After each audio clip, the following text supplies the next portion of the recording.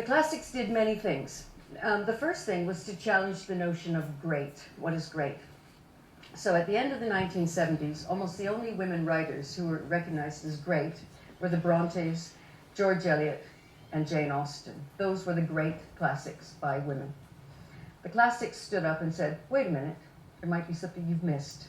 Elizabeth Taylor is sometimes compared to Jane Austen, and if she does have something in common with Austen, I think it's that both writers seem to invite a less complex response to their work than the work actually merits. And that when the prose sits so easily on the page and is so inviting, you almost feel as if you're another girl getting ready for the party with a talcum powder or another aunt at the picnic, and you forget to look at how things are made and to be impressed by it because you've been placed right inside things and you sort of relax on the inside of things. And I couldn't stop reading it, but I really, it's the only time I've done it, I was throwing the book. And then I have to go and get it again because I hadn't finished. I quite like not giving a name sometimes because they've got something in common with a song in that way. You're being quite violently shifted out of one kind of consciousness, slightly somewhere else. A raptor glided along the valley's channel of sky. Will tipped his head back and breathed in through his nostrils. Fresh, cold air, wood-scented, tainted with a faint reek of petrol and hot metal.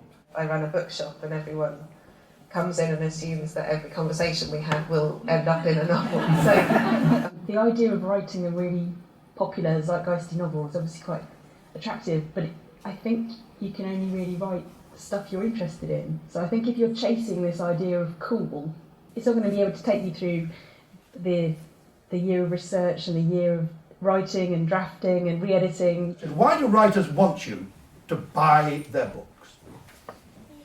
Because, yes, don't be frightened of saying it.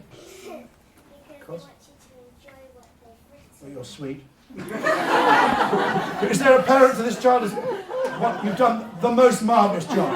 You might not have heard that. What was the answer? You said because we want children to enjoy. Because we want children to enjoy the books. Have you ever heard anything so ridiculous in all your life? Of course she's right, but there's another reason. And I started telling them my story, and it was a real moment, because what I discovered in the next 10 minutes of telling the story was that if you tell a story and you really mean it, and they know you mean it, they'll believe it. Not just children, anyone will believe it if they know it matters to you. And I told them the story, which I don't think was very good at all, but I told it with a passion, because it was my story. It was brilliant. After about 20 minutes, I looked up, and they were all like this. Watch my face, all like this. And I had them in the palm of my hand, and I thought to myself, yes!